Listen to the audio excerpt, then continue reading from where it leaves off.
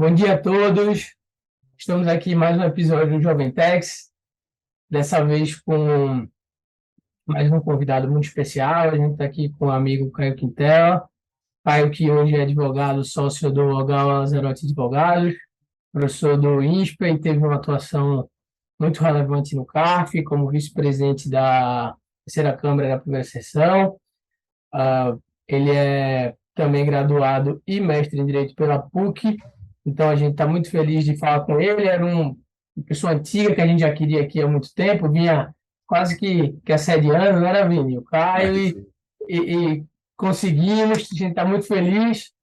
Eu vou passar a palavra agora para o Vini, para ele fazer as considerações dele e começar nosso bate-papo. Olá, pessoal. Bom dia, boa tarde, boa noite a todos. Como te falou, Caio, antes de tudo, reforçar o agradecimento pela aceitação do nosso convite. Eu sou aí testemunha inevitável e muito presente das sondagens que o Thiago vinha fazendo, das conversas. Então, hoje vai ser muito especial para a gente.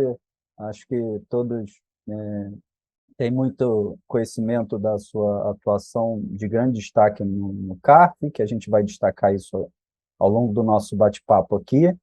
E, enfim, a gente, como sempre fala, tem os entrevistados que mandam, então fique absolutamente à vontade para prolongar aqui as nossas perguntas, entrar em outras questões. Então, só para a gente começar do começo, conta um pouco para a gente, Caio, explora um pouco isso, como que você veio parar aqui, em primeiro momento, no direito e, posteriormente, no direito tributário, ou se já aconteceram as coisas um pouco juntas, assim, direito e junto com o direito tributário, por alguma eventual influência familiar ou no seu ciclo de amigos. Conta um pouco para a gente. Perfeito, Vini. Bom, em primeiro lugar, também a todos, bom dia, boa tarde, boa noite. Agradeço demais a você e ao Thiago, que são dois amigos muito queridos. Eu admiro demais todo esse interesse e o esforço que vocês têm aí de fazer o Jovem Tex. Eu acho muito interessante isso. Não que eu acho que eu esteja à altura de opinar na vida de alguém ou de estar aqui, mas não houve assédio nenhum, viu, Thiago? Até eu que peço desculpas, eu passei aí nos últimos meses um processo de grandes transições, por isso que eu só estou podendo estar hoje aqui, mas eu estou com muito prazer, viu? Então, acima de tudo, obrigado para vocês e para aqueles que estão dando um pouco da atenção para a gente aqui hoje, tá?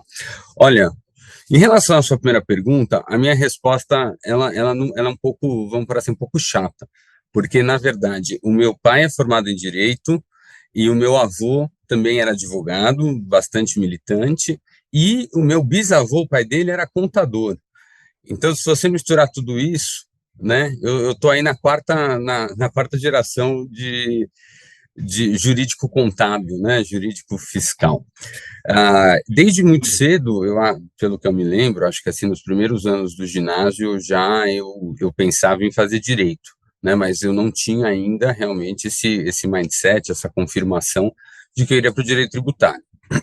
E sempre assim foi, eu sempre me interessei muito por essa parte, vamos por assim, bem humana da nossa sociedade, não só, como brinco, as coisas do passado, que o pessoal vai mais para a história, mas do presente, de política, de como funcionam os mecanismos da sociedade. Isso sempre foi algo que me interessou demais, e eu acho que o direito, no fim do dia, é a carreira mais próxima, né, de você vivenciar, né, a gente fala muito que, independentemente da carreira que você segue no direito, você é um operador do direito, e o operador do direito, ele está vivendo o presente, a história, e tá fazendo, está construindo efetivamente alguma coisa. Então, isso sempre me atraiu muito, por influência, certamente, do meu pai, que curiosamente, ele é graduado em Direito, mas ele ficou 35 anos afastado, até por questões pessoais, do falecimento do meu avô, que esse sim foi advogado de carreira. Ele teve até, gente, não quero parecer mórbido, tá? Fiquem tranquilos, eu nem conhecia esse meu avô, mas quando ele veio a falecer, ele estava, inclusive, com o nome dele na lista para o quinto constitucional, do Tribunal de Justiça de São Paulo, né? E antes disso ele teve uma atuação de muito sucesso. Ele tinha clientes como a English Railroad, que era exatamente onde o meu bisavô trabalhava como contador. Ele já era português, né? E veio para o Brasil quando essa companhia de trens inglesa veio aqui para cá. E quando ele faleceu, ele estava na lista tríplice do TJ. Meu pai, muito jovem, com 17, 18 anos, teve que assumir ali os negócios. Ele fez direito, mas ele nunca pôde exercer, mas sempre em casa, né? A gente sempre conversou muito sobre esses aspectos da vida, da sociedade. Meu pai sempre me explicou abertamente, por mais jovem que eu fosse, como funcionava, os mecanismos. Isso sempre me interessou demais. Aí eu prestei vestibular, eu entrei na PUC, né? Eu confesso, na época eu prestei São Francisco e PUC. Eu fiquei na lista de espera da São Francisco por acho que 4 posições, e não sei se vocês sabem, não roda essa lista. Eu nunca ouvi falar, não sei se é mentira, eu não sei como funciona, mas eu entrei na PUC e entrei muito feliz, e cada vez eu fui construindo. Eu sou aqueles caras que têm orgulho da faculdade que fez. Eu tenho muito orgulho da PUC. Eu acho uma escola maravilhosa, uma escola assim extremamente aberta, que inclusive tem muita gente jovem dentro da PUC, relativamente jovem, como a gente até vai falar, né, dentro da nossa carreira, mas, né, que hoje constrói programas, políticas muito interessantes, tem uma proximidade tradicional com o direito público, né, e ao mesmo tempo, de forma muito interessante, a presença também de muita gente de relevância que está na iniciativa privada. Então, eu acho que a PUC, ela oferece não só essa proximidade de quem está nos dois lados da ponta, mas também numa abordagem atualizada, né, e assim foi. Quando eu escolhi fazer direito tributário, foi muito interessante, né, porque eu já me interessava muito pela parte, vamos por assim, de relações entre Estado desde o primeiro ano, né? Foi aí que eu me encantei com as relações do Estado com o particular. Então, a gente já tinha introdução ao direito, a gente já tinha umas noções boas de direito administrativo, e eu gostava muito da verificação, né, da análise de como era regulada essa relação de o que o Estado pode dizer que você deve fazer, quanto você deve a ele, ao que você se curva e ao que você é livre. E já no primeiro mês do segundo ano da faculdade, apareceu uma oportunidade de um estágio na área tributária, que inclusive quem me ofereceu foi um monitor de direito constitucional, e desde então eu aceitei e me encantei. Olha, eu não me arrependo nem um segundo, eu gosto muito da nossa área, e assim foi. E assim foi, amor à primeira vista, mas como eu disse, eu já flertava muito com todas essas áreas de direito do Estado, né? Muito legal. Só antes do Ti fazer a próxima pergunta, Caio, uma dúvida. Você chegou a ter aula com o professor Roque Antônio ou o professor Paulo de Barro na graduação, não, né?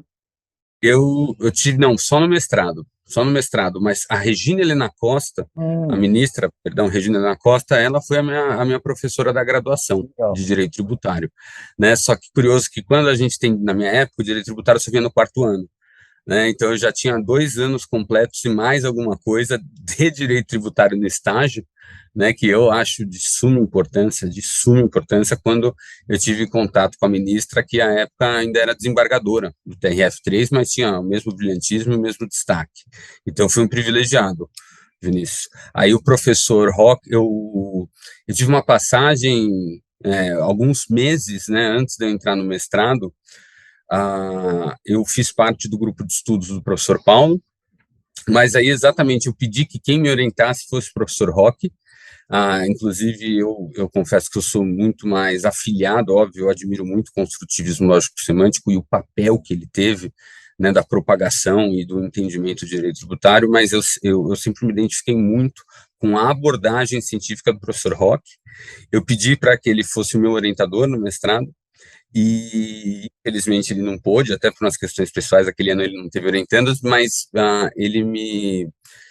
vamos falar assim, ele me passou para a Elizabeth, esposa dele, Beth Carrasa, que foi a minha tão querida orientanda do mestrado. Foi excelente, eu tive liberdade total, trabalhei dentro da abordagem científica e pragmática, né, do direito tributário, que eu gosto muito, e por isso que eu digo, eu fui um grande felizardo na PUC, viu?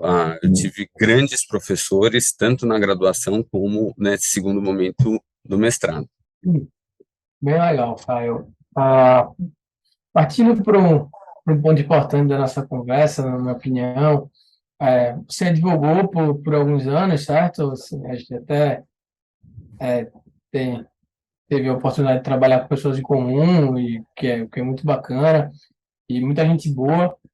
E e um tempo depois você foi ao CARF, né? Você tinha uma experiência talvez um pouco diferente, você é um cara que tem uma boa base ali em contabilidade, em direito societário, operações de M&A, etc. Você já conhecia isso, assim, você não era um cara tão contencioso, talvez, como é o perfil da maioria das pessoas que vão ao conselho, principalmente pelo lado dos contribuintes, mas você foi e teve uma atuação muito de destaque lá. Eu lembro quando a gente estava conversando com outro ex-conselheiro, amigo de nós todos, e a gente passando uma ideia para ele, eu e o Vini, um pouco de que, pô, muito bacana para o CAP, muita gente jovem está com interesse, porque você se destaca e volta, eventualmente, para iniciativa privada muito bem, e etc. E ele nos disse, Tiagão, quantos conselheiros você acha que tem no CAP?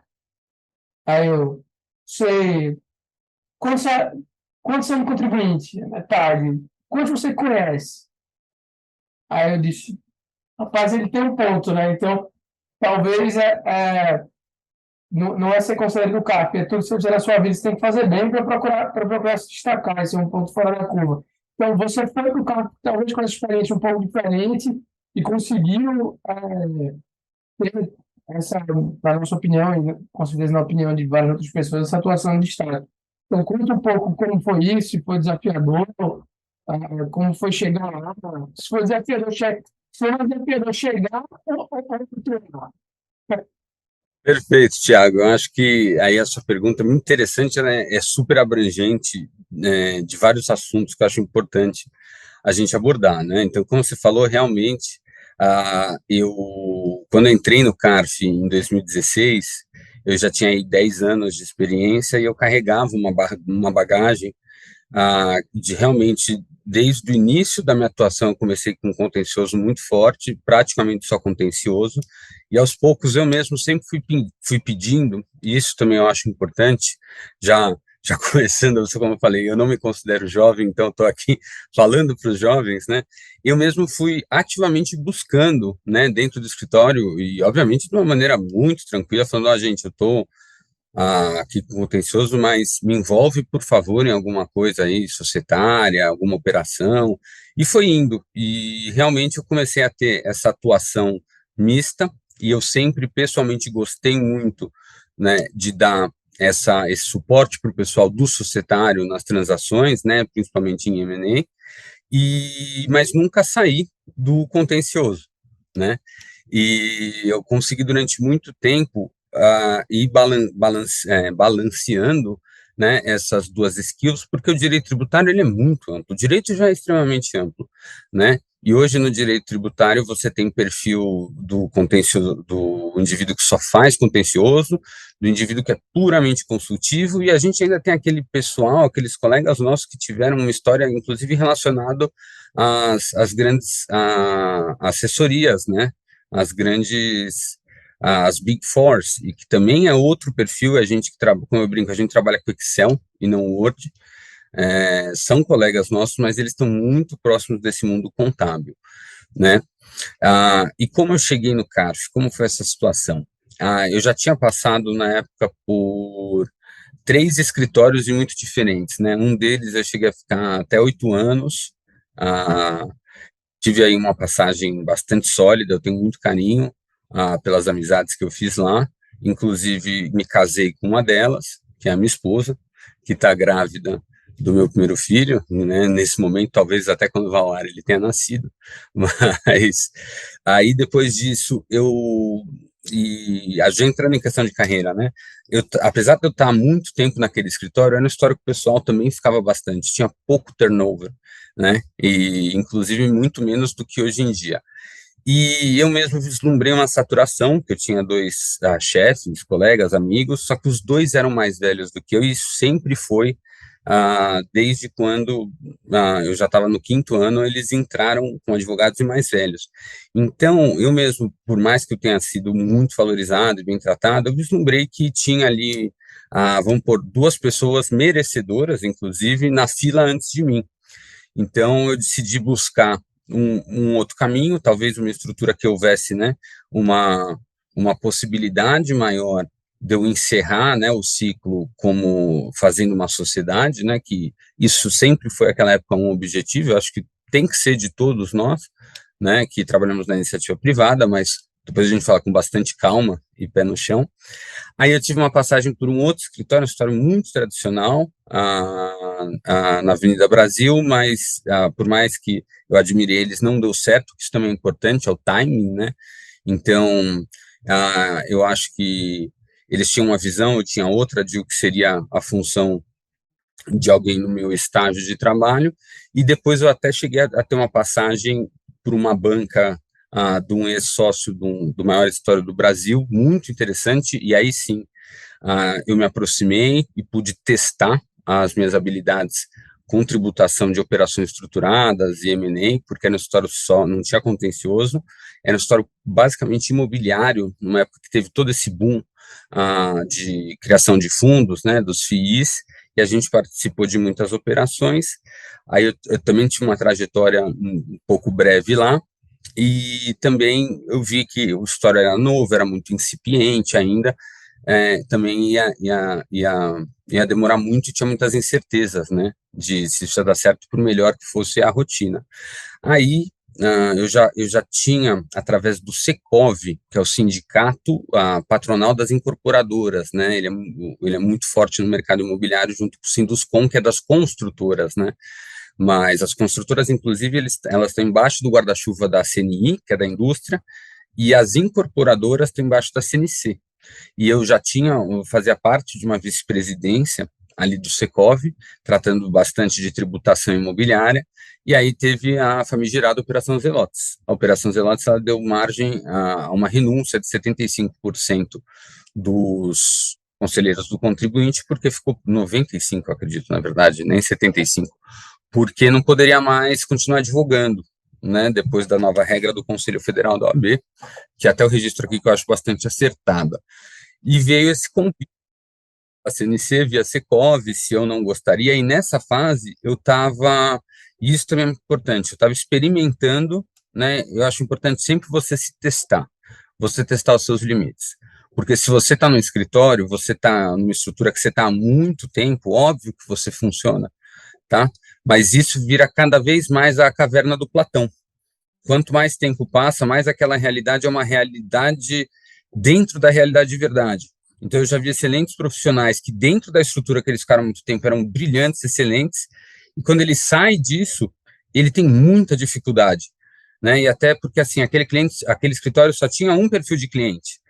Só que para a realidade daquele profissional, né, o problema, né, as demandas daquele cliente era um universo de todo aquele tema tributário, o que às vezes de fato não é. Então, isso eu também sempre fui muito atrás de me testar, de pôr à prova e não ter medo, isso eu acho fundamental, não ter medo do desconhecido, pelo contrário, a gente tem que aproveitar que a gente é jovem, tá? Você não pode se dar esse luxo depois de uma certa idade, mas enquanto você não tem grandes responsabilidades, você não só pode, como você deve arriscar, tomar risco. E foi exatamente isso, Thiago. Eu estava numa situação testando um voo solo, até para ver como eu virava comercialmente de um lado e também como eu trabalhava sem nenhuma estrutura, né? Estava indo bem, estava interessante, óbvio que eu não tinha grandes clientes, não tinha glamour nenhum aí, tá? E naturalmente, quem está nessa fase, você acaba trabalhando muito, se aproximando dessas entidades, né, como o Secov, eu participava muito disso e veio o convite, como eu disse. E aí foi a decisão, porque eu falei, olha, hoje eu estou numa situação, eu já era para fins de mercado avaliado como advogado sênior, né, e eu falei, olha, eu vou precisar de alguma coisa a mais para vencer aí essa barreira e trazer algum asset, trazer alguma coisa que eu possa explorar, dar valor comercial, exatamente para eu ter essa independência e me tornar sócio, seja de um outro escritório, do meu próprio até, e respiramos fundo, né? Aí teve uma renúncia financeira muito grande, e principalmente para quem está aqui em São Paulo, né? Para quem está no mercado, como eu brinco, no eixo Faria Lima Paulista, o valor de remuneração do conselheiro do CARF, à época, para você ter uma ideia, era 2/3 do que já é hoje, que é pouco. Então, eu saí de um cenário que eu fui ganhar como um advogado pleno júnior, pleno pequeno, entendeu? Assim, o primeiro step de pleno, e aquela responsabilidade absurda. E, como eu disse, foi um projeto, e até fazendo outro gancho com o que vocês falaram, o CARF, existe uma falácia, tá? Existe uma grande mentira de que, não, você vai entrar no CARF e aí você vai ter projeção, e isso vai ser bom. O CARF, ele é um amplificador do que você faz, tá? Ele é um publicizador do seu trabalho. Então, a única coisa que realmente ele te dá, né, que os americanos falam for granted, né, que você não precisa fazer nada para ter, realmente é exposição, certo? Porque você vai estar lá sob os olhos tanto dos seus pares, tanto de toda a advocacia, todos conhecem o CARF, conhecem aquelas 40 cadeiras, né, que ficam à direita do julgamento, e todo mundo vai ouvir, analisar, medir, pesar, opinar sobre o seu trabalho. E outra coisa, não é acadêmico. A grande questão, como eu brinco, é muito interessante o mundo acadêmico, mas tudo que você está fazendo ali é no máximo simulação, tá? Quando você está no CARF, você está julgando empresas e pessoas de verdade. A sua caneta tem impacto na vida das pessoas. Então, não é brincadeira, não é simulação, não é teoria, não é bate-papo, né? Então, eu tomei esse risco, né? Existem, como vocês mesmos falaram, né? Tem colegas que tiveram passagem por lá e acabaram realmente não deixando um legado muito lembrado, né? E, na minha opinião, olha, eu só conheci conselheiros competentes, mas cada um ao seu jeito, né? E a sua medida de dedicação. Só que é isso, ele é um amplificador do seu trabalho, e é um custo muito pesado, pessoal, financeiro.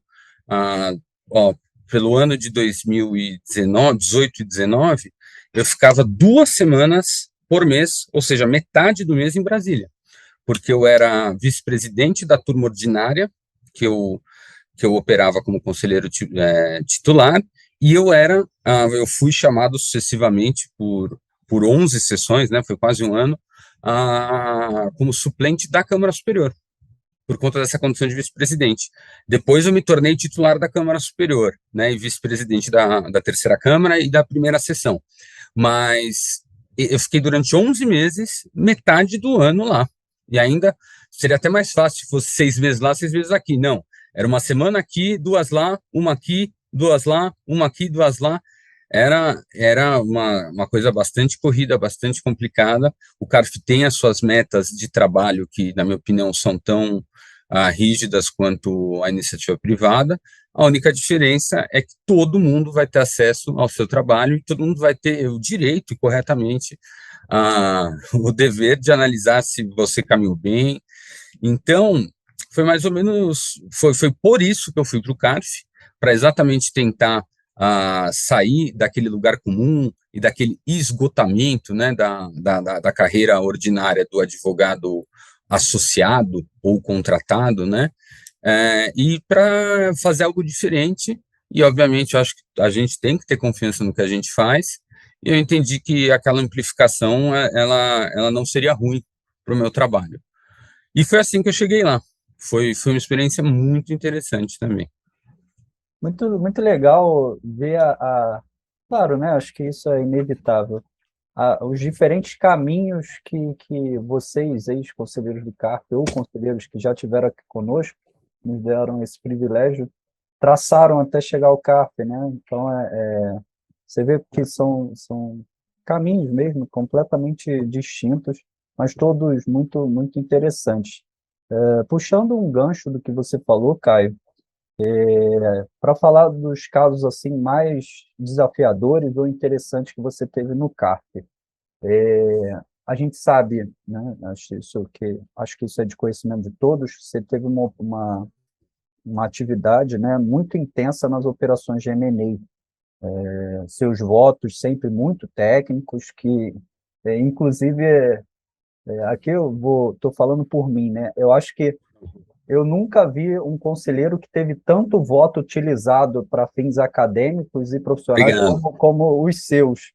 E seus votos estavam em aula, estavam no LinkedIn. Então, a gente ficava aguardando, né? Eu, particularmente, ficava aguardando a publicação, que eram votos extensos na medida correta, né? Sem ser prolixos. E, enfim, eram sempre muito, muito importantes. Então, conta um pouco para a gente desses casos especificamente, do seu legado para o CARF nas operações de M&A, que eu acho que isso é muito importante, vai muito além do Caio Quintela, naturalmente, e também se teve algum outro caso que você gostaria de explorar especificamente. Só um adendo antes do Caio responder, é, e uma observação também. Eu estou tendo a oportunidade de ter o Caio como professor pela primeira vez, agora no curso do INSPE de tributação das operações, fusões e aquisições, operações de M&A, que é um privilégio ter um amigo professor. Mas a gente estava debatendo sobre isso, que, poxa, as operações societárias em geral e nosso direito societário é muito importado, né? Então, tudo são termos em inglês, tudo são cláusulas que a gente importa muito dos Estados Unidos e da Inglaterra, enfim. Então, para o operador, já é complexo. Assim. Imagino que para o fiscal, que não tem, às vezes o cara a vida inteira é servidor público, não é fácil mesmo, assim. Você ir lá e julgar, entender como aquilo, se você não vivenciou em outra oportunidade da sua vida, né? Então, eu imagino que, só fazendo esse adendo antes de você responder, que deve ser desafiador mesmo, alguém que tem um pouco mais de experiência na área, tentar trazer isso em votos, mas é, às vezes você tem pares que naturalmente não têm e não tinham que ter mesmo, às vezes, experiência com aquilo. Então, só uma pequena pincelada para colocar mais pimenta na sua resposta. Pô, sensacional. A honra é minha, viu, de você estar lá no nosso curso de tributação do M&A do INSPER, viu? E é um curso que eu já falei lá e falo aqui, são os alunos que fazem, tá? 51% são vocês. E achei interessante seu adendo, a pergunta do Vinícius, muito bacana. E, ó, Vinícius, você falou que o legado é maior, Caio Quintela, tudo é maior que Caio Quintela, tá? Então, a gente na vida é um peão e a gente olha, né, para a grandeza de outros mestres. Você mesmo falou do professor Paulo de Barros, do professor Roque Carrasa. Eu posso pôr essa lista, eu não quero ser injusto com ninguém, então eu não vou trazer mais nomes, mas, né, nós somos pequenos seres no ombro de gigantes, né? Mas muito interessante, porque, né, esses votos que mais me marcaram, esses debates que mais me marcaram, e realmente eu tive um privilégio de julgar bastante casos de M&A e outras operações societárias, às vezes nem propriamente de combinação de negócios, né, mas outras modalidades. Eu acho que o maior desafio foi levar, aí fazendo um gancho que o Thiago falou, quebrar mitos. Isso foi dificílimo.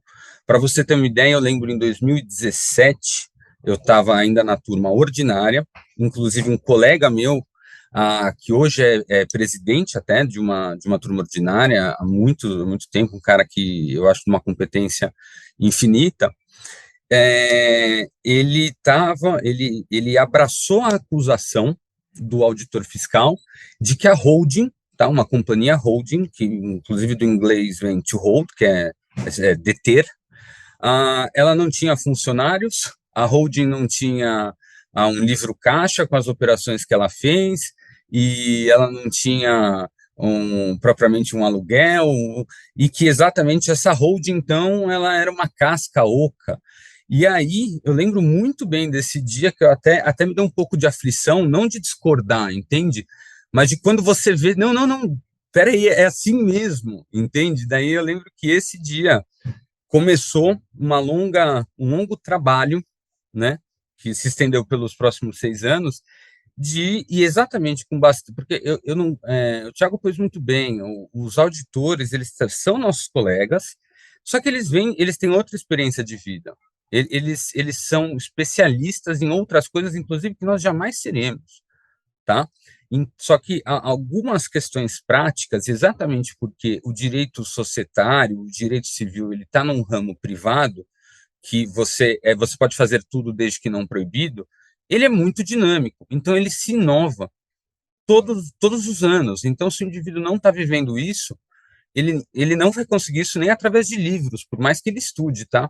Você falar com alguém de societário, eu não conheço ninguém que, não, aprendi societário através dos livros, né? Aprendi M&A lendo. Óbvio, você tem um livro do Carvalhosa, você tem N outros cursos sensacionais, recentemente estão sendo lançados muitas obras, mas é uma área que, assim, a academia, ela consegue abranger, mas até pela sua própria natureza é limitado isso, diferente do direito tributário, que existe uma proximidade da prática, né, com o que está nas boas obras, né, daqueles que tratam do dia a dia. Então, esse foi o maior desafio, Vinícius. Primeiro, por exemplo, a holding, exigir que a holding tinha funcionário para ela ser aceita, que a holding tinha, né, uma conta de luz. Isso que eu acho engraçado, o objeto dela é deter participações societárias de outra empresa. Então, o que eu imagino? Eu imagino um funcionário sentado, olhando para o contrato social da coligada, com a luz acesa, né? Porque tem que ter a conta de luz, e ligando o cara, oi, as ações se mexeram? Não, não, elas estão aqui, ótimo, excelente, bom trabalho. Então, por que eu contrataria um funcionário na holding e o próprio artigo 2º da lei das SAs, parágrafo 3º, ou estou invertendo, mas, se não me engano, é isso, ele confirma que existe esse tipo societário e ele é um tipo de societário instrumental, não operacional, tá? E isso é muito complicado, porque na vida do auditor fiscal eu entendo, a realidade dele era realmente encontrar empresas fantasmas, só que operacionais. Então, na minha opinião, não é por malícia, é por hábito mesmo, tá? É por hábito, e tanto que eu odeio isso, você era um conselheiro que você defendia os contribuintes? Não, eu fui indicado pelos contribuintes, tá? Mas eu também não vou ser hipócrita, porque toda a minha experiência pregressa, antes de chegar ao CARF, foi na iniciativa privada. Foi dentro desses nossos valores, entendimentos e interpretações. E do auditor exatamente o oposto, tá? Então, você realmente existe uma natural, natural, você abraça, né, aquilo que você conhece. Então, é exatamente por isso que o CARF acaba sendo tão valioso e que existem mitos dos dois lados a serem quebrados, né? E isso foi o mais complicado. Vocês trouxeram bem a questão dos estrangeirismos, né? Uma coisa que eu tentei, e acho que tive por algum tempo, algum êxito, né? Existem precedentes, foi a relativização, se não o afastamento, né, de muitos casos, do uso da ausência do propósito negocial como fundamento para uma exigência fiscal, ok? E eu sempre falei, o auditor, ele sempre vai poder fazer essa lucubração, tá? Falando, olha, inclusive nem teve propósito negocial aqui, certíssimo, ele está certo, ele tem que fazer essa análise, ele tem que fazer o trabalho, é um indício fortíssimo, mas o fundamento, até e principalmente uma coisa tão delicada, tão violenta, que é o Estado desconsiderar um negócio que as partes privadas fizeram dentro da sua autonomia e liberdade constitucionalmente garantida, tem que ser fundamentado no que está na lei, né, no que foi democraticamente aprovado. E aí é fraude, dolo e simulação, tá? Artigo 149 e a dissimulação. Agora que o STF, inclusive, falou, e resumindo, né, na nutshell, que ele falou que é basicamente o que está no 149. Então, no fim é isso. Então, também um trabalho, e isso eu acho que eu fico feliz que eu trouxe no mínimo esclarecimento, tá? De que o propósito negocial ele pode ser uma ferramenta de análise e de argumentação, mas ele não é lei, ele não é motivo para desfazimento, ele não é impositivo ao contribuinte. Então, dentro de todos esses casos de M&A que eu tive o prazer aí de tratar e outras questões societárias, eu acho que, como você disse, o legado que permanece é a desmistificação de coisas de que para nós que estamos no dia a dia, que estamos aqui no eixo negocial, a gente sabe que é comum, a gente tem certeza que é lícito, porque foi pontualmente já testado e confirmado no nosso universo. Então, eu fiquei muito feliz de poder levar isso ao CARF e principalmente de ter sido ouvido e respeitado pelos meus colegas e, como eu disse, em algum momento até, inclusive, acatado isso como maioria, né? Em alguns julgados que nós temos esse afastamento. E vamos por assim, e a relativização e o esclarecimento de que como a gente, né, como o Estado pode usar toda essa argumentação de propósito negocial, motivação extratributária, né? E agora a gente tem outro que eu saí antes, eu gostaria de ter ficado mais, que era para a gente conversar, vamos por assim, sobre, abre aspas, o dever fundamental de pagar tributos, que até onde me consta é uma homenagem a Portugal, que é o único país que eu conheço que realmente pôs isso na letra da lei. Óbvio que dentro do nosso contrato social, falando de sociologia, né, a gente tem um dever, claro, de pagar tributos, né, mas também esse princípio, esse valor que nem é expresso, ele não pode, de novo, per si ser fundamento, ser motivador de absolutamente nada. Tá? Então, eu fico muito feliz de ter feito esse trabalho de trazer conceitos, de atualizar, de explicar como funciona na prática essas operações que acabam sendo julgadas muitas vezes por pessoas que nunca viveram isso. O bom aqui do Jovem Text, antes de você fazer a próxima pergunta, é que a gente tem verdadeiras aulas, né?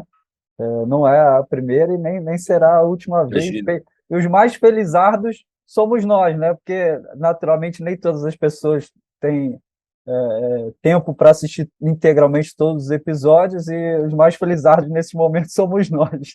Você passou quanto tempo no CAF? Quanto tempo eu fiquei? Eu fiquei no CARF 5 anos e 11 meses. Então, eu sempre arredondo para 6. Aham. Mas você saiu porque estava terminando, porque existe um tempo Isso. do mandato, né? Mas você Isso. saiu, você já estava no final ou você realmente Na achou verdade, que era o não, momento Thiago. de se movimentar? Na verdade, não. O conselheiro, ordinariamente, ele tem 3 mandatos de 2 anos, tá? Então, passa 2 anos, aí ele é reconduzido ou não por mais 2, e depois por mais 2, o máximo é 6. Só que tem um dispositivo regimental de que quando você está na vice-presidência de alguma turma, câmara ou sessão, você ganha mais 2 anos extras. Então, são aí 8 anos.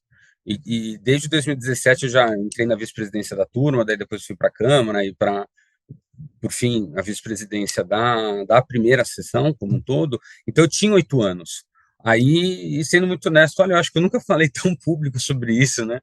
O que aconteceu era aquilo que eu te falei. Existe um custo pessoal, que é quase literal, tá? De custo mesmo, porque aproveitando, né, a situação que foi recentemente denunciada com razão pela conselheira Thais de Laurentiis, a conselheira Iel, da situação, né, do conselheiro, que, como tudo na vida, é muito mais grave para as mulheres, né, e então sempre teve esse custo de você ter, morando aqui em São Paulo, inclusive, né, uma remuneração. Você julgava, você até perguntou, Vinícius, outro caso que te marcaram. Eu uma vez julguei um processo de 5,1 bi, né? Que era de uma grande, vamos por assim, petroleira de capital misto, e um processo era 5,1 bi, não tinha precedente, foi a primeira vez que a matéria chegou para julgamento por qualquer autoridade, porque ainda nem tinha ido ao judiciário. Era muito interessante, era sobre regras de dedução da apuração do lucro real dos investimentos em exploração e detecção de novos poços de petróleo, tá? Então, tinha uma norma da década de 60, tá? Inclusive, quando existia o monopólio, né? Não existia mercado de gas and oil, era, na verdade, monopólio de gas and oil, e a Receita ela se valia de uma norma de 40 anos atrás, né, de um sistema jurídico que nem existe mais, para glosar essas despesas, né, esses custos que de fato existem, né, é um absurdo você dizer que, poxa, a empresa ela explora petróleo, mas ela não pode deduzir a fortuna que ela gasta procurando novos postos, é porque tinha toda uma lógica à época de como tratar o resultado dessa companhia, que era uma companhia só. Então, era uma regra extremamente sui generis que, na época, fechava a conta, né? Então, por exemplo, até voltando um pouco mais respondendo, isso foi um caso super marcante, a responsabilidade foi absurda, eu não tinha onde buscar, porque ele foi o leading case, e era 5,1 bilhões pesando sobre a cabeça.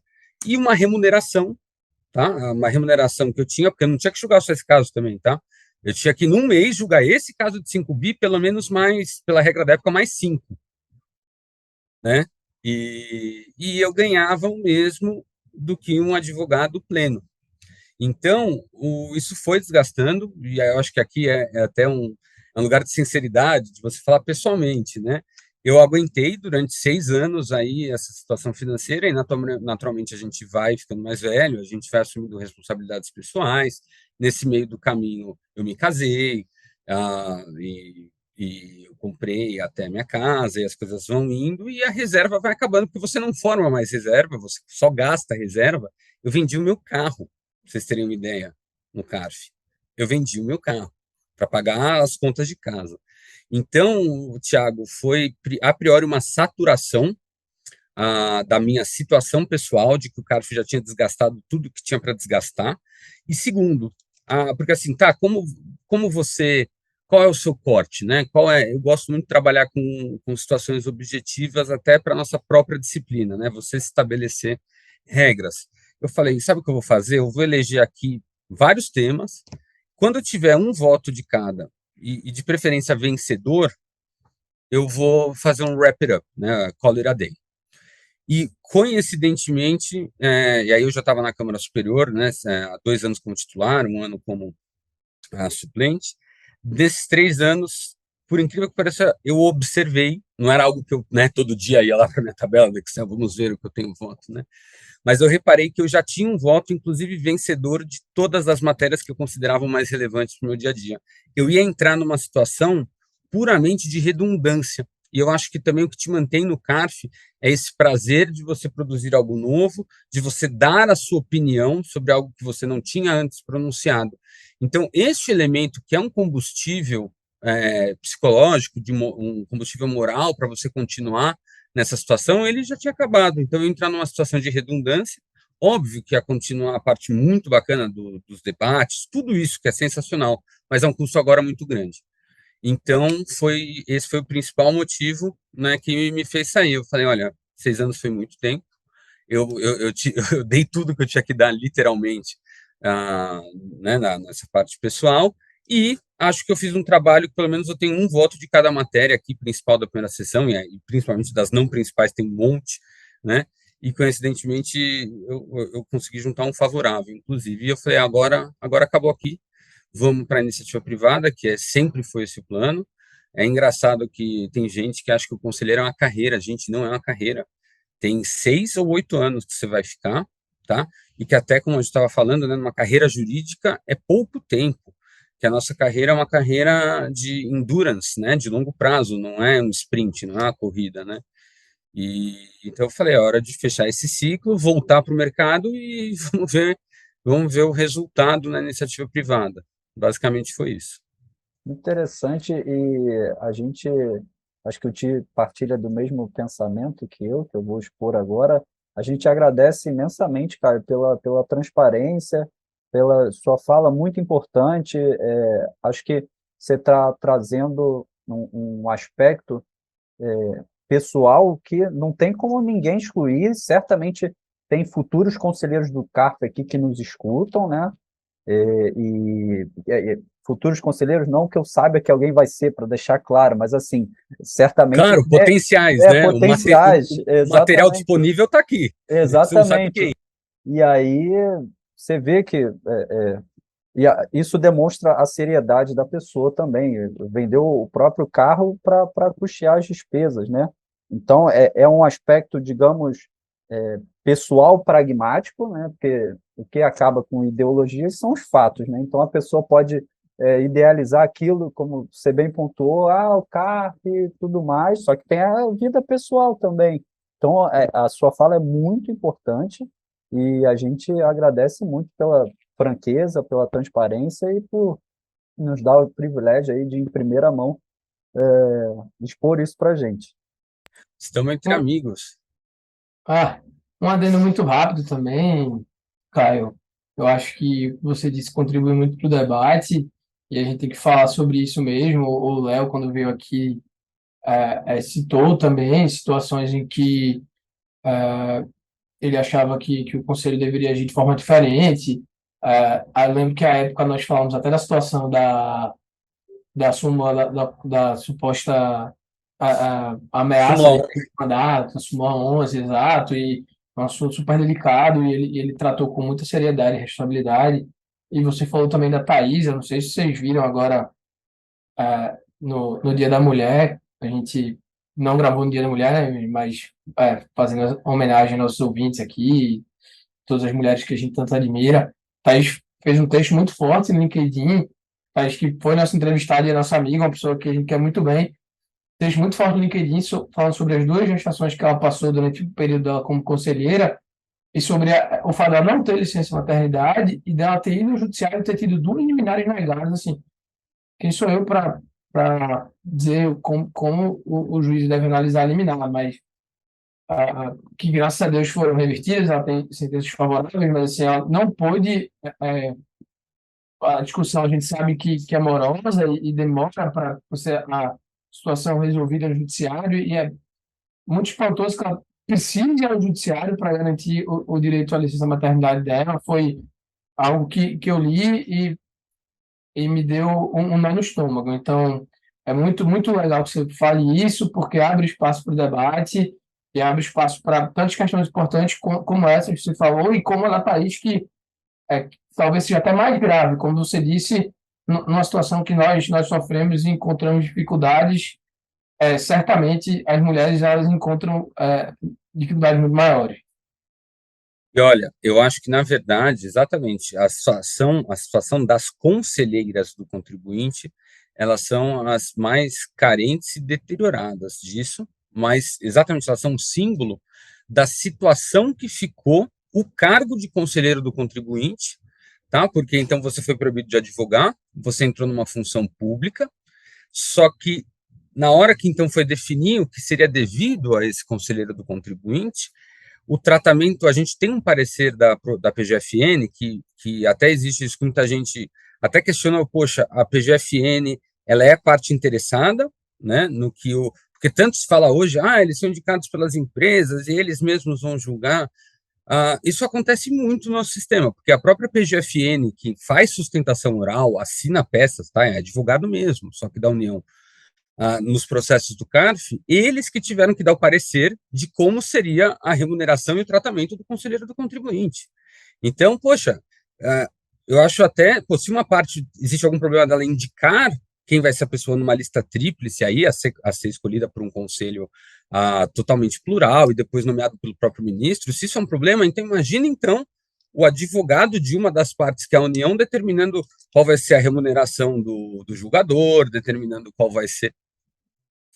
Eu não tô, é que eu entendo que não há problema. Eu só acho que quem diz que tem problema na indicação do conselheiro do CARF pelas CNCs é uma indicação histórica. Quem forma a lista, tá? E aí vai sendo cortado. Eu acho que, por coerência, a pessoa também tinha que se incomodar bastante com essa situação, tá? Então, no parecer da PGFN, lá de 2016, vocês estão sentados? Eles dizem que a natureza do conselheiro do CARF é a mesma do mesário da eleição. Tá? É exatamente esse o tratamento, porque o mesário ele é chamado pelo Estado para exercer uma função pública. Então, e aí, em cima de toda essa lógica, né, eles constroem de por que ele não tem a prerrogativa de um servidor, né, de um membro efetivo do Estado. Então, ele está aí exercendo pontualmente, limitadamente, uma função e está sendo compensado ali o tempo dele, né, com aquela remuneração, que, inclusive, apesar de ser compensação, incide imposto de renda, tá?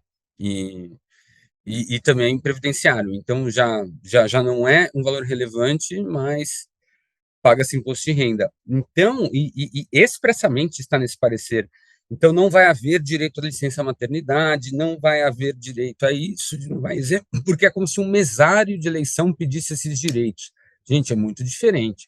O conselheiro do CARF, ele tem um mandato de 2 anos, ele não pode mais exercer sua profissão, ele renuncia a isso, né? E ele tem metas, não sei se vocês sabem, o conselheiro ele é julgado, ele é obrigado, sob pena de perder o seu mandato, de julgar o que a gente chama de 126 horas, tá? Cada processo é atribuído um número de horas para ser julgado. Para vocês terem uma ideia, um processo de ágio de empresa veículo, que é uma coisa bastante complexa, na minha opinião, merecia muita atenção. Quando eu saí do CARF, estava mais ou menos com 18 a 20 horas, tá? Então, para eu fechar 120 horas, eu precisaria julgar uns 6, 7 desses por mês, tá? E aí você vai dizer que é igualzinho o mesário. Eu acho muito complicado e eu acho que isso acaba, né? Eu tenho certeza que não foi proposital, mas acaba sendo um desestímulo, né? De pessoas que poderiam contribuir muito com o CARF, mas que têm responsabilidades familiares complicadas, não vão. Óbvio que não vão, né? Só alguns malucos vão, vendem o carro, essas coisas, entendeu? Mas e isso para as mulheres é pior ainda, porque elas não têm direito nem de amamentar o filho no primeiro mês. Elas têm que levar. Aí eu vou citar a conselheira Cristiane Costa, que foi vice-presidente do CARF, a conselheira Lívia a Germano, elas amamentavam durante a sessão, o nascituro delas, ainda, inclusive numa situação sem vacina, né? Porque o CARF disse: olha, se a senhora não vier julgar, a senhora vai perder o seu mandato, porque não, você não tem o direito, né, de excusar a sua função por conta da maternidade. E elas foram e amamentaram em sessão, então elas são, acima de tudo, fortes, como diria Euclides da Cunha. Mas é isso. E a experiência ela é muito, muito boa, mas ela é muito, muito custosa e, como eu disse, ela não é garantida. Ela é um mero amplificador do seu trabalho. Quem tem problema em ser criticado, tá? Quem tem problema de ter o seu trabalho analisado, eu não recomendo, tá? Porque ele vai ser pesado, medido, secado, opinado. Às vezes você falou expressamente que isso aqui é uma banana, alguém vai virar e falar: olha que absurdo, ele escreveu que isso é uma pera. Aí, mas no fim, tudo vale a pena, viu? Tudo vale a pena. Pô, que legal, cara, essa sua declaração. Um episódio forte, né, Vini? Mas bem bacana, bem necessário na semana do Dia da Mulher, a gente tratar sobre esses pontos ah, que não merecem ficar esquecidos. Eu ah, não estou há tanto tempo assim na advocacia tributária, alguns anos, mas todos os meus anos de advocacia, então são todos, e desde que eu comecei a acompanhar de perto a situação do CAF, atuar no conselho, etc., advogar, que é uma coisa que me causa muito estranheza, essa situação dos conselheiros e a situação especialmente das mulheres, era algo que eu não sabia antes de estar realmente imerso no nosso ambiente de trabalho. Assim. Eu realmente não sei se isso é de conhecimento do público em geral, e acredito que deve ser, porque vai causar indignação em várias pessoas, como os conselheiros, especialmente as conselheiras, são tratados em determinadas situações. Seu relato de amamentação na sessão, me desculpe quem pensar diferente, mas é um absurdo. Mas passando um pouco para. Você quer fazer um comentário? Desculpa. Não, é só dizer que espero que realmente isso volte a ter, porque o que é revoltante é que teve muita exposição isso lá em 2016 e 2017, teve revolta e nada mudou, e adivinha, estamos aqui de novo revoltando pela mesma coisa. Então, eu espero que agora se resolva, só isso. Perfeito. Passando para o próximo ponto, e é uma discussão boa, mais leve, eu imagino. Conta um pouco para a gente como é que foi essa outra transição, né? Advocacia, CAF Advocacia, está acontecendo agora, né? Como é que foi a sua ida para o Algarve? Eu lembro que logo depois que você saiu do CAF, nós nos encontramos algumas vezes e perguntávamos para onde você vai, Caio, etc. E você, calma, você tomou a decisão com bastante cautela, imagino, não teve pressa, é, e tem que ser assim para a gente tomar a decisão certa. Eu acho que às vezes a coisa não simplesmente aparece. Então, conte como foi como está sendo essa transição, como foi o seu contato com o pessoal do Algarve, você já conhecia o Sol, você já conhecia a prática tributária, uma história muito reconhecida, muito bacana. Então, conta como está sendo esse outro lado da moeda depois da sua volta à iniciativa privada e à advocacia. Muito interessante, e está sendo, você falou muito bem, Tiago. Não posso de forma alguma dizer que é algo que já aconteceu e eu vou relatar, porque eu estou no escritório, eu acho que eu estou completando agora a minha 7ª semana, né, como sócio do escritório. E, bom, vamos lá, eu saí do escritório, eu pedi a renúncia do CARF em março, faz um ano, ó, até bom lembrar, em março do 22, aí em abril eu já estava fora, e eu fiz, aí ó, o sistema vai ser mais leve, né? Vai vendo, Thiago. Eu fiz uma quarentena voluntária, tá? Porque também existe uma outra polêmica, tudo em torno da figura do conselheiro, principalmente do contribuinte, tá imbuído em polêmicas. E também é natural, porque eu já disse, o CARF ele não é um tribunal em que uma categoria de julgadores, alinhada, equânime, né, julga processos. Não, você tem, inclusive, duas categorias por lei, porque os conselheiros da Fazenda eles têm um tratamento, eles têm uma garantia, né? E os conselheiros contribuintes têm outras, né? Um tem a certeza de que da estabilidade não só da situação dele no CARF, de mantidos todos os direitos dele, mas que ele vai voltar para a carreira dele na Receita Federal, e o outro vai voltar para a iniciativa privada, sem garantia nenhuma. Então, é natural que haja, eu não acho ruim, eu só estou fazendo uma análise, um pouco de tensão, um pouco de especulação, de tá, e pô, como a gente faz com esse cara depois que, né, ele ficou tanto tempo tendo acesso a essas informações, a esses grandes processos, eu entendo totalmente. E tem esse debate de que se aplica ou não a quarentena, né, que você normalmente aplicaria a um magistrado, a um promotor que sai da carreira pública para o privado. A decisão porque aí, de novo, a Procuradoria da Fazenda, ela entendeu que existiria a quarentena, mas nós buscamos o Conselho de Ética da Presidência da República, que é constitucionalmente responsável por dar essa decisão, até por ser um cargo do Executivo. E aí eles entenderam, na minha opinião, de maneira... E houve um trabalho, viu? Os conselheiros, a gente tem os nossos litígios também nossos, né? Que é a Concarfe hoje, capitaneada pelo Wesley, pelo Laércio, a Ludmila, a Cíntia, né? A gente chegou, inclusive, a fazer sustentação oral perante a presidência, falando: olha, você já não me deu direito nenhum, você falou que eu não sou funcionário público, você disse que eu não estou exercendo nada, e ainda vou ter uma quarentena aí de 6 meses depois, que eu não vou poder trabalhar, né, mas eu também não vou receber, porque o recebimento do conselho, exatamente como é mesário, essas horas é para eu poder receber, entendeu? Tanto que se você não trabalhar no mês no CARF, você não recebe, não tem férias remuneradas, não tem licença remunerada. É por isso que tem essa coisa da hora. Então a gente fala, pô, então você vai legalmente me obrigar a ficar 6 meses sem rendimentos. E aí a, meu Deus, o Conselho de Ética, né, da presidência entendeu que tá, não tem a quarentena. Só que aí, e sendo muito honesto, eu acho que existe sim um incômodo justificado do cara, um dia você estava na corte, tá? Um dia você era o julgador, um dia você tinha acesso ali, e, pô, no dia seguinte você vai estar defendendo o interesse de uma parte exclusiva, distribuindo o memorial. Eu acho realmente que o desconforto ele é válido, mas ele não é nada, não existe nada ilícito aí, mas é um desconforto.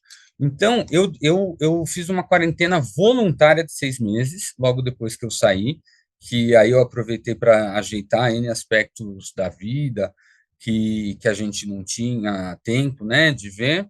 E aí, depois de 6 meses, eu comecei a... Eu vou pedir desculpa, vai ter um som de fundo aqui, tá? Depois de 6 meses, eu comecei a ir conversar, né? Eu já tinha sido, logo que eu me desliguei, eu, com muita felicidade, né? Eu fui bem recebido por pessoas que eu admiro, que hoje estão à frente de escritórios de todos os tamanhos, e eu fui conversando. Como vocês disseram, é uma decisão que tem que ser tomada com muita tranquilidade, porque, queira ou não, você não está só trocando, né, de escritório ou trocando de sociedade que você era sócio. Você está literalmente fazendo uma reentrada em todo um mercado. Então, né, tem todo esse atrito aí com a atmosfera da reentrada, é muito comum.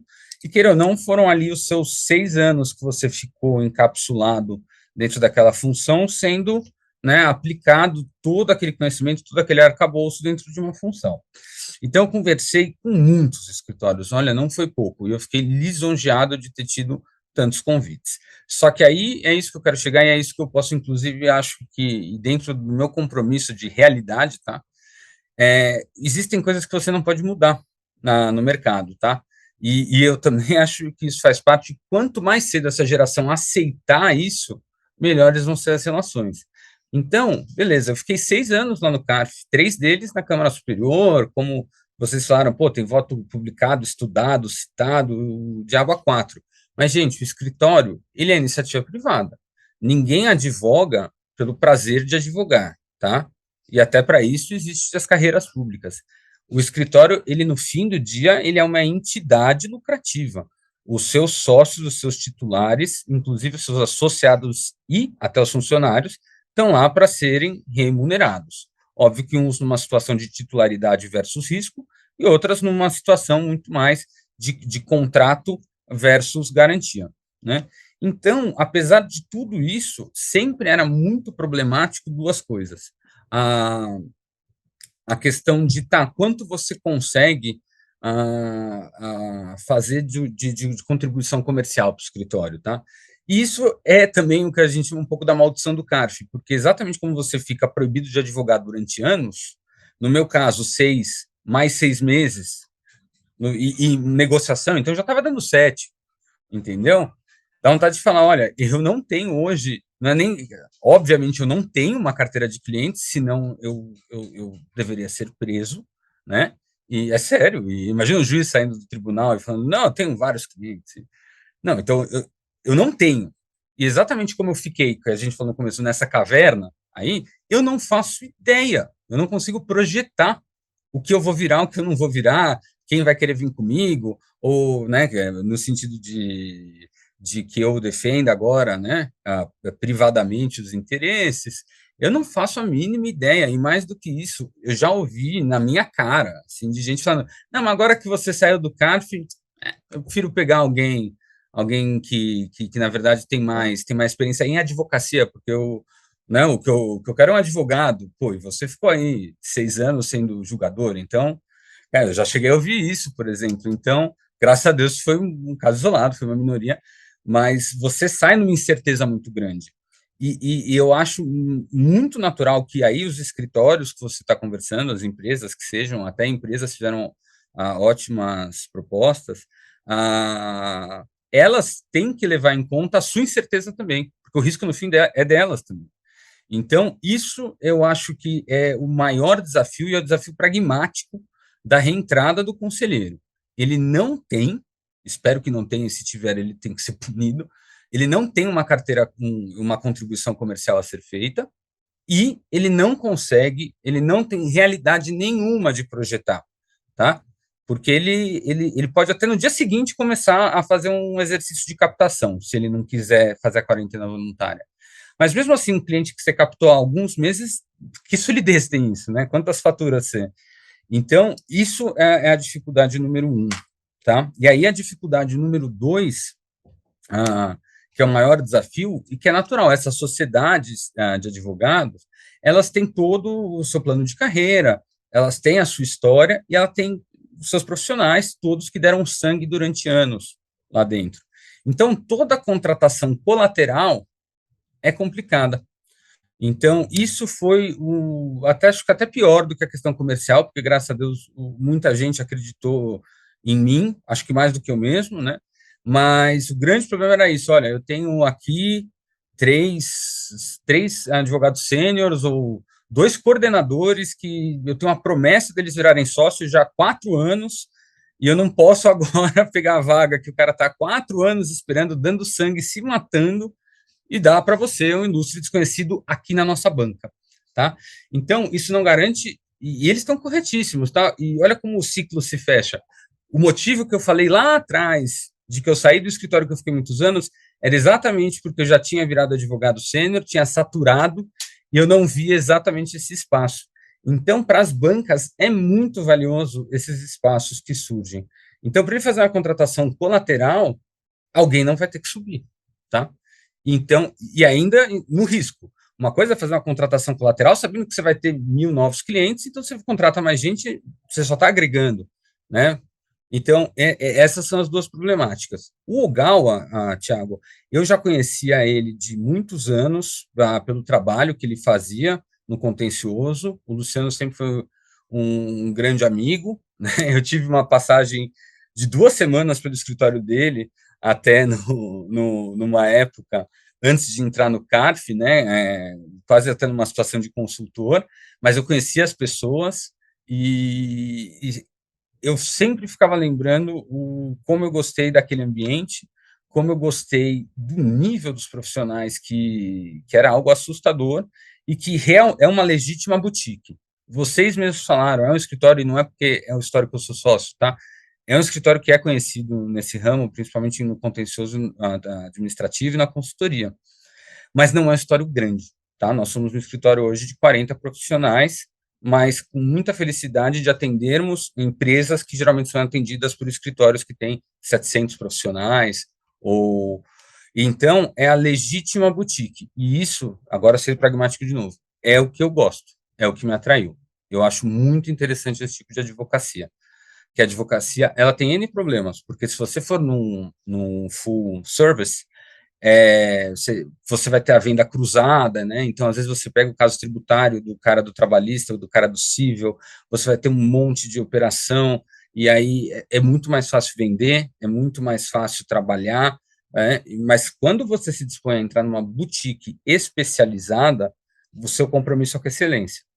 Óbvio que a recompensa disso é a qualidade dos casos e dos clientes que você tem, né? Então, sempre foi o que eu quis, o que eu tive em mente, e exatamente por um alinhamento aí do universo, o Luciano, né, o Ogal, a Ariane, meu sócio, e o Rodrigo também, a Ariane, minha sócia, e o Rodrigo, meu sócio, né, que é o Ogal, a Lazerotti Baraldi, eles, nossa, estenderam o tapete vermelho, mostraram que tinha lá a posição de sócio, me ofereceram muito generosamente uma fatia daquilo que eles construíram, e eu estou lá com muita felicidade, e uma equipe maravilhosa, e eu fui infelizado, tá? Porque não é fácil essa reentrada, não é fácil essa reentrada.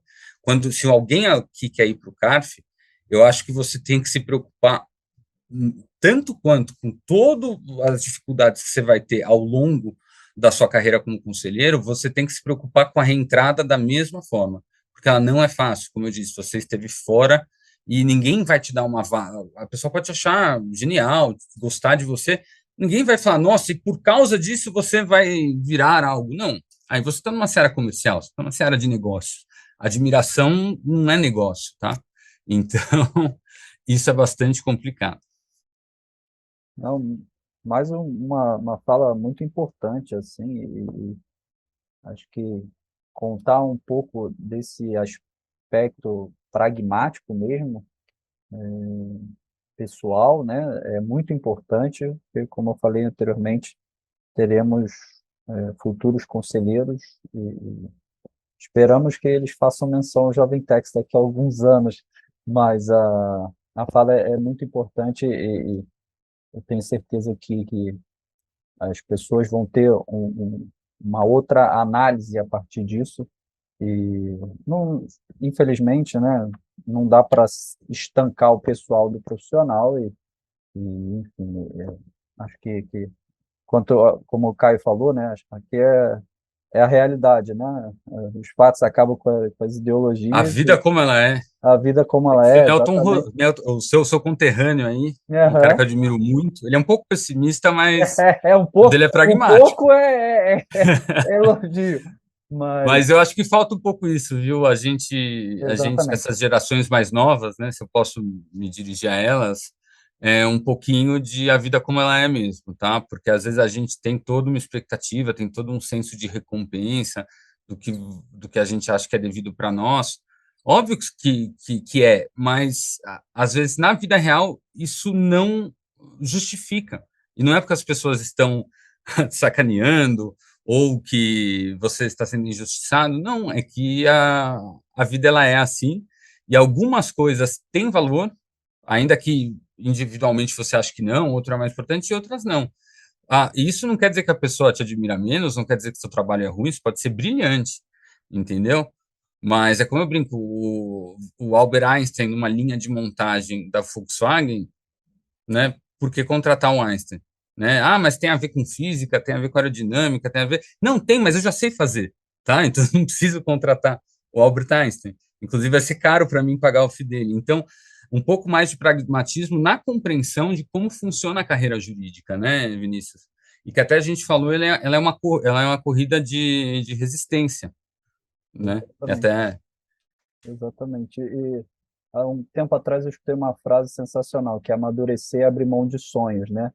E você tem duas formas de interpretar essa frase. De uma forma pessimista e falar, nossa, a pessoa que disse isso é um infeliz. Ou você tem uma outra forma de encarar a vida como ela é, como a gente está falando aqui, responsabilidade, amadurecimento, enfim, acho que quem encara dessa segunda forma acaba tirando maior proveito disso.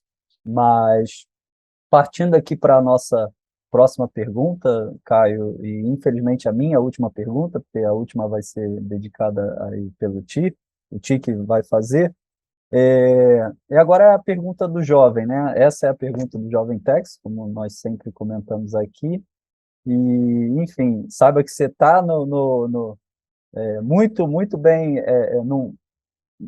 você é a pessoa para falar para o jovem, né? Assim como todos os nossos outros entrevistados, que são verdadeiras referências para os mais jovens, então sabe que tem total liberdade aqui e todos serão ouvidos. Então, basicamente, de forma bem objetiva, o que você acha que um jovem deve ter para se diferenciar? Primeiro, na vida e, em segundo lugar, especificamente no mundo do direito tributário, que a gente sabe que é muito concorrido. olha que pergunta bacana e que responsabilidade, hein? Lembrando aí os tempos de carta. Mas, olha, vamos lá. Eu acho que como um todo, tá? Como indivíduo, se é que eu estou em posição de dar alguma sugestão, eu acho que duas coisas são extremamente importantes, que é a persistência, tá? Às vezes a gente tem o timing nosso do querer é diferente do timing do conseguir. Então, às vezes, só porque você quer muito algo e você está se frustrando, né, em série, isso não pode de forma alguma ser um elemento para alterar o seu plano, porque aí você permite que a execução do plano, se você realmente quer isso, né? Você está indo atrás dele. Se você deixar as frustrações intervirem no próprio plano que você fez, você só vai conseguir ter planos fáceis e simples, entende? Então, não deixe se abalar pela frustração de você não ter conseguido aquilo que você quer. Óbvio que você pode deixar de querer algo, mas que seja por reflexão, por mudança pessoal, e ao longo da vida a gente vai mudando, e isso é normal, você falou, né? Amadurecer é abandonar sonhos. Eu não diria abandonar, eu diria trocar sonhos. A gente vai trocando. Mas realmente, geralmente, os sonhos mais maduros, eles são mais pragmáticos do que os sonhos iniciais, até porque ao jovem, ele é dado sonhar, e sonho grande, né? É um tiro de longa distância, né? Quando você vai ficando mais velho, até por uma questão natural da nossa condição humana, você vai tendo menos distância, né, para viver esse sonho. Então você vai sendo um pouco mais pragmático. Mas a primeira coisa é assim, determine o que você quer e não se abale porque você ainda não conseguiu, tá? Porque tudo na vida é muito mais uma questão de quando do que ser. E se você se pôr, se doar a isso, é só uma questão de paciência, persistência, porque a oportunidade ela vai, ela tem que ser construída. Eu não gosto desse papo de coaching, você faz a sua própria oportunidade. Desculpa, isso é mentira, tá? A não ser que você viva numa ilha e seu sonho seja comer um coco. Aí você levanta e pega o coco. Mas como você vive em sociedade moderna, complexa, mercantil, existe o que você quer e isso vai ser construído por um emaranhado de circunstâncias e exigências e trocas e expectativas extremamente complexos. Então, né, por mais que você queira e que você até, eu acho legitimamente até possa fazer isso, você tem que aguardar que os outros envolvidos direto e indiretamente nisso também entendam que existe ali a oportunidade de você viver ou ter o seu querer. Então, não se abalem, tá? Porque a gente controla muito pouco. Naquilo que você controla, persista. E aceita com paciência que o resto você não controla e não deixa isso interferir no seu querer. Porque, como eu disse, então você só vai querer coisas fáceis. Aí a segunda coisa é do direito tributário. Eu acho que hoje a gente está vivendo o final de uma fase que começou lá atrás, eu diria até em 2008, assim, né, depois da lei, olha, pronto, eu jurei que eu não ia falar de lei, da lei 11.638, que trouxe as primeiras alterações de contabilidade, né, que antes era, todo o nosso marco regulatório era da lei das SAs em 76, a contabilidade era algo muito livre, né, e criado em cima, né, de norma a norma da lei das SAs, e assim foi por quase 40 anos, né? Então, a contabilidade, a partir de 2007, 2008, virou uma coisa muito importante para o tributarista, tá? Ah, mas eu gosto só de tese constitucional. Olha, o seu mercado vai ser limitadíssimo. Na minha opinião, é irônico. Quem pode se dar o luxo de fazer esse contencioso exclusivo vão ser os grandes professores que hoje estão com 75 anos, 80, né? Óbvio que então você pode buscar ser assessor dele, né, assistente, alguma coisa assim. Mas eu acho que hoje é necessário o indivíduo conhecer o direito, conhecer a contabilidade, e aí vem o terceiro, que é isso que eu sempre defendo. Direito tributário é norma de sobreposição, e contabilidade é instrumental. Você pode, é um instrumento para você realizar algo, né? A não ser que a lei tributária mande, a contabilidade não gera nem extingue direitos. Ela é um instrumento para você fazer o que a lei está te mandando, né? Só que essa lei é a lei tributária, que é de sobreposição. Então, o que eu vejo hoje é um pouco daquela bitola, e assim, que a pessoa tem toda a boa vontade, né? E ela esquece de que, na verdade, no fim do dia, se você pegar as discussões mais complexas de direito tributário e mais importante para as companhias, porque, de novo, nenhuma companhia tem como core business, né, como objeto social dela pagar tributos, né? Ela vai ter alguma atividade, e essa atividade é regulada pelo direito privado, direito civil. Então, óbvio que eu estou falando em teoria, não é fácil, mas eu acho que se o cara quer ter sucesso, e vai ser até um sucesso inevitável se ele conseguir fazer isso, ele tem que entender do direito tributário, ele tem que saber como instrumentaliza isso através da contabilidade, e principalmente, ok, então, sobre o que eu aplico esse direito tributário? Porque ele não pode ter um fim em si mesmo. Você tem que entender quais são as relações de direito real, as relações de direito privado, uma natureza contratual, porque, no fim, essas são as remissões que o direito tributário faz. Então, não adianta você ser um grande especialista de tributação se você não consegue conversar com o seu cliente sobre o negócio dele, tá? Só que daí, por outro lado, eu só vou fazer uma última ressalva. O que eu também vejo é um excesso do advogado querer parecer com o cliente, que ele acaba virando o cliente e na postura. Então, gente que gosta de advogar para mercado financeiro, aí o cara ele fica só estudando finanças, não se atualiza em direito tributário, e nesse afã, né, de criar uma identificação, de criar uma linguagem com o cliente, e ele acaba virando, num certo período de tempo, um ótimo profissional para bater papo com o cliente, mas quando surgir aquela tese ou aquela autuação, ou aquela grande operação, ela fala, pô, mas aí eu vou pegar alguém que realmente é autoridade no direito tributário. Então, também cuidado um pouco com esse deslumbramento, né, que a gente tem, com essa coisa que a gente gosta de copiar, os nossos colegas que são nossos clientes, né, de mercado financeiro ou de grandes companhias.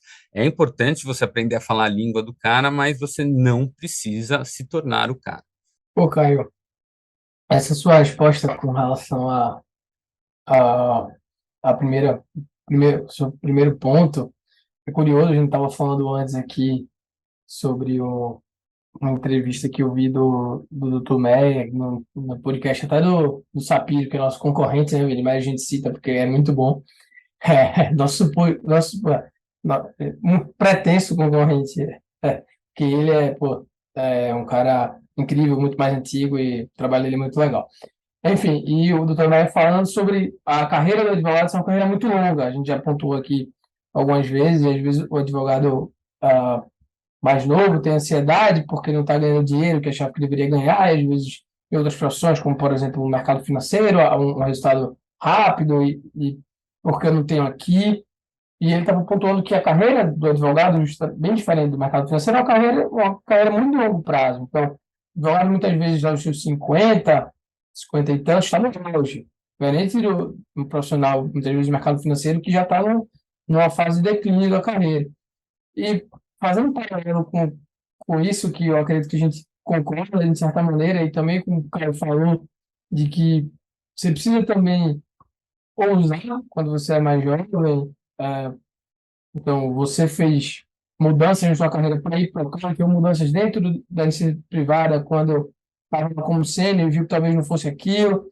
É, eu imagino que fique uma dicotomia na cabeça do jovem, tipo, eu preciso persistir, mas como eu devo mudar, né? Porque eu tenho que arriscar, mas para persistir, apareceu uma oportunidade de arriscar. Será que eu estou indo por ambição? Estou querendo rápido demais? Ou não? Ou não, realmente a hora de arriscar é, de fato, muitas vezes uma escolha difícil e você tem que pensar muito bem, consultar pessoas mais experientes, às vezes agir com o coração, mas é realmente uma dicotomia difícil, sim. A gente vive isso agora, não, mas quem está mais no início da carreira, e de fato não é fácil, mas acho que as considerações que você trouxe aqui ajudaram muito.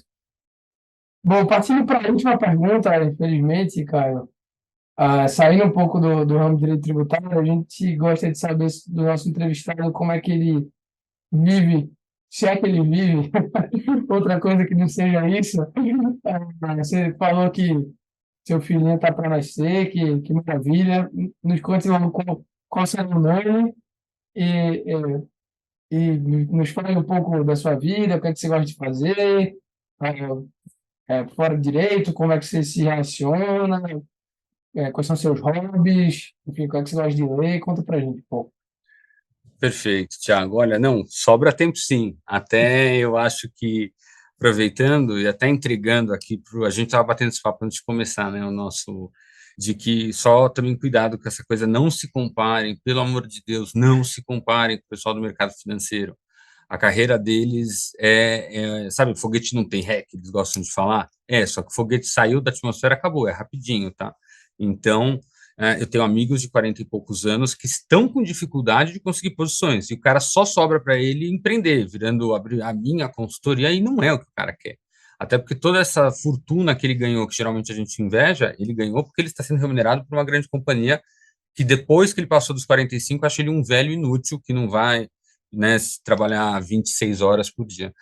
E a nossa é endurance, é um trem, né? O trem tem seus vagões. A cada idade, cada tempo, você está num vagão. Óbvio que dentro do vagão você pode estar aqui, você pode estar aqui. É isso que você trabalha. Só que você nunca vai conseguir ir para o próximo vagão. Então, eu já vi a gente profissional frustrado com 3 anos assim, pô, mas eu merecia ser sócio. Cara, você está no vagão de quem tem 3 anos de formado, tá? Quem tem se você realmente é muito bom, você pode cavar uma excelente vaga, meu, já de advogado pleno, se remunerar bem. Mas você está num vagão. O bom é que essa nossa viagem de trem é diferente da do foguete, né? Então e quanto mais velho você fica na nossa profissão, também já existe uma valorização natural e inerente à sua experiência. Então fique tranquilo, tá? Que é diferente do mercado financeiro, que o menino de 19 anos, se ele for um excelente trader, pode tirar muito mais do que, sei lá, o próprio Benchimol, se você pôr ele para operar. Então, não compare. Mas feito isso, vamos um pouco para a minha vida pessoal. Olha, eu sou uma pessoa muito sociável, já fui mais, a gente vai ficando mais velho, mas eu tenho uma turma de amigos de muitos lugares, e eu gosto sempre de estar com as pessoas, sempre que eu posso. Eu confesso que essa parte, né, eu gosto muito de encontrar para tomar uma bebida, de bater um papo, acho que conversa é tudo, né, é uma coisa que faz bem para a gente, se a gente, toda conversa é terapêutica, porque você está se conectando com outra pessoa, seja um amigo, seja sua esposa, seus pais. Graças a Deus, eu tenho uma família grande, a gente está sempre muito junto. Eu tenho minha irmã que tem uma idade, ela, 2 anos e meio mais nova que eu, me dou muito bem com meu cunhado, sou o padrinho da filha deles, então a gente está sempre muito em família.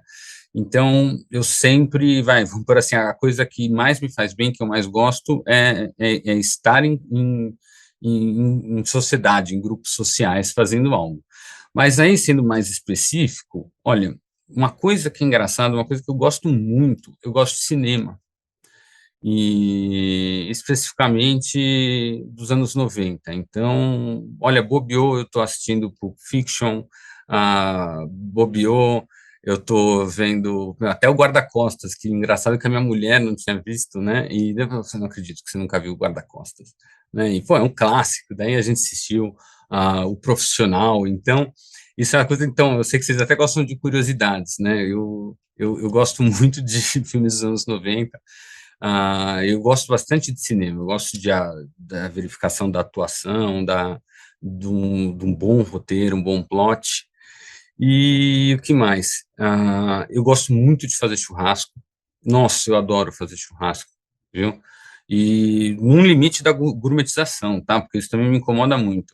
Eu acho que desde os 15 anos, quando eu estava no primeiro colegial, eu acho que eu faço churrasco pelo menos uma vez a cada 15 dias com os meus amigos, depois eu com a minha família. E é um negócio que, assim, eu gosto bastante. Mas, queira ou não, é essa coisa social, né? Porque ninguém faz churrasco para si mesmo, né? Eu acho importante demais a gente ter um hobby, tá? Não precisa ser um hobby, né? Mas você ter o direito de se dedicar um tempo ao que você gosta, não é o que você precisa, tá? Mas é o que você gosta. Aí, de novo, graças a Deus, a gente está saindo um pouco de uma cultura quase da culpa, né? E a glamorização do busy, né? A glamorização do meu nome é trabalho, eu trabalho todo fim de semana. Puta, eu peguei muito isso no início dos anos 2000, e era bonito o cara falar que trabalhou no fim de semana, né? Eu acho, sinceramente, que, desculpa, ou você é desorganizado, se você não tem poder de contratação, alguém tá te abusando, e se você tem poder de contratação, você não sabe gerir equipe, né? Então, essa é uma estupidez sem tamanho. Eu acho que hoje a gente vive num momento super necessário, né, de valorização da saúde mental, não propriamente, né, de patologias, né, porque então vamos falar até de psicológico, porque isso afeta muito a qualidade de vida do indivíduo, né?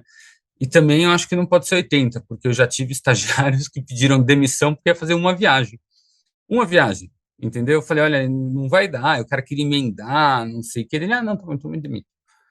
E não foi uma vez, tá? Então, eu acho que a gente tem que, essa geração, se eu posso mandar uma mensagem, é um balanceamento, tá?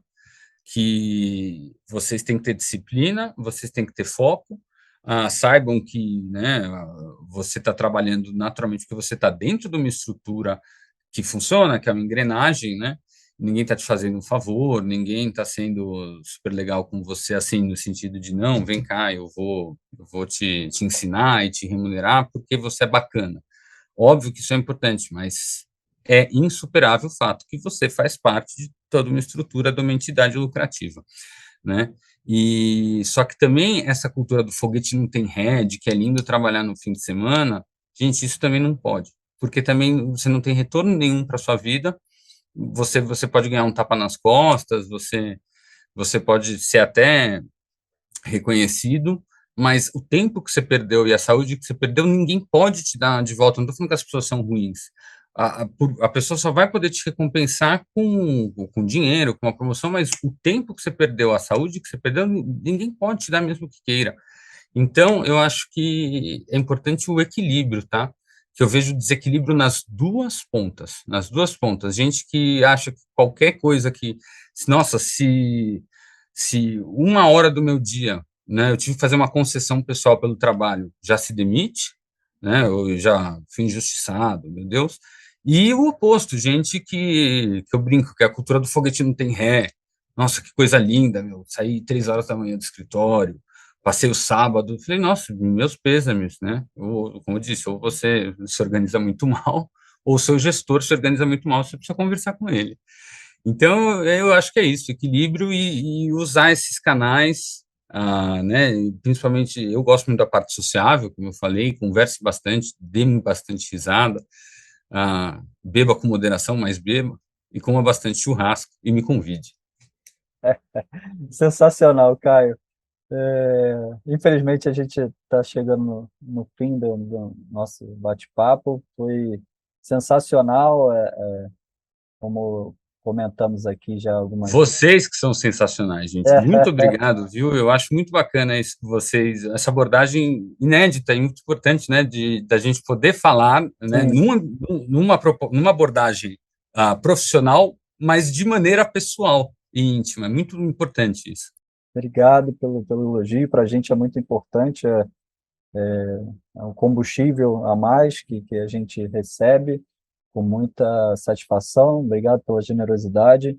E, enfim, só agradecer você pela importância da sua fala.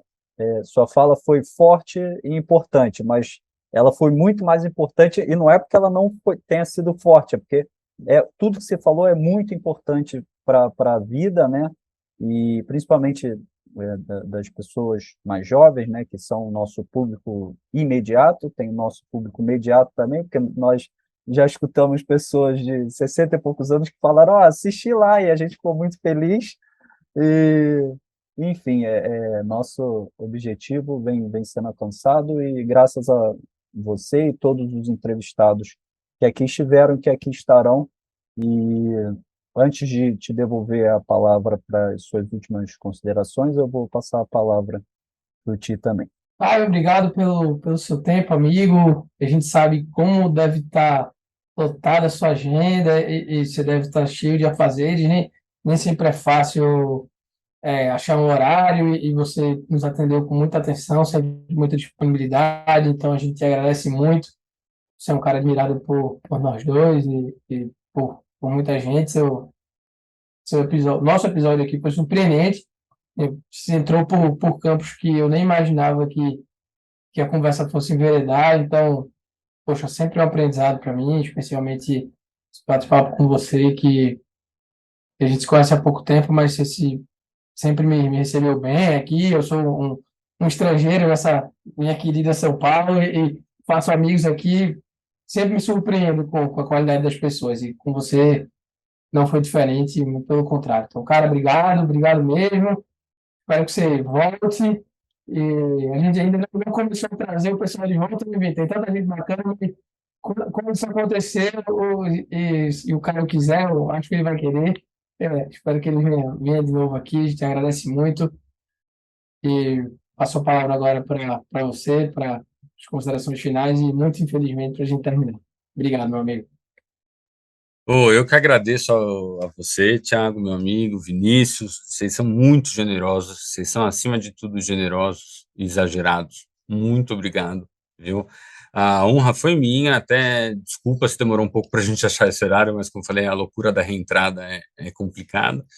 E, ó, Thiago, como paulistano, filho de paulistano, neto de paulistano, cara, São Paulo é, acima de tudo, uma cidade de imigrantes e imigrantes. Na verdade, essa é a regra, né? A nacionalidade, a naturalidade do paulista é ser de fora. Na verdade, a exceção é, então, seja sempre recebido. Você não é estrangeiro, não. Você é exatamente o que São Paulo é, tá? E, gente, eu admiro demais, repito, né, esse trabalho que vocês fazem, a seriedade que vocês têm, a habilidade que vocês têm em conduzir, tudo isso. Poxa, e eu só tenho a agradecer pela oportunidade de vocês terem aberto esse canal para eu poder dividir, né, com vocês, bater um pouco papo sobre essas coisas que a gente fala tão pouco, né, e que quem sabe alguém possa se interessar, para alguém pode ser valioso. E parabéns pelo Jovem Techs, que eu assisto todos, e eu vejo que tem sido muito compartilhado, circulando, e continuem com o projeto. E, principalmente, por fim, obrigado a quem teve paciência aí, assistiu, nem que fosse um pouco. Muito obrigado aí por ter ouvido a gente. Valeu. Obrigado, pessoal. Até mais. Tchau, tchau.